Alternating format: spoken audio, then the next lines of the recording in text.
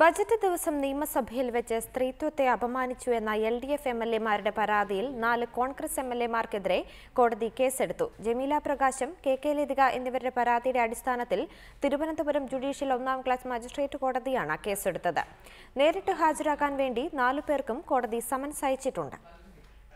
Mani budget അവതരിപ്പിക്കുന്നതിനെതിരെ LDF നടത്തിയ പ്രതിഷേധത്തിനിടെ നിയമസഭയിൽ വെച്ച് ഭരണകക്ഷി MLA-മാരായ K. Sivadasan Nair, MA Wahid, Dominic presentation, AT George എന്നിവർ തങ്ങളുടെ സ്ത്രീത്വത്തെ അപമാനിച്ചുവെന്നായിരുന്നു MLA-മാരായ ജമീല പ്രകാശം, KK ലതിക എന്നിവരുടെ പരാതി.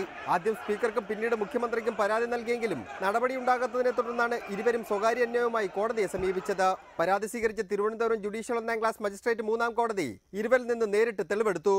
തുടർന്ന് ദൃശ്യങ്ങൾ പരിശോധിച്ച ശേഷമാണ് കോടതി 4 MLA-മാർക്കെതിരെ ഇപ്പോൾ സ്വമേധയാ കേസെടുത്തിരിക്കുന്നത്.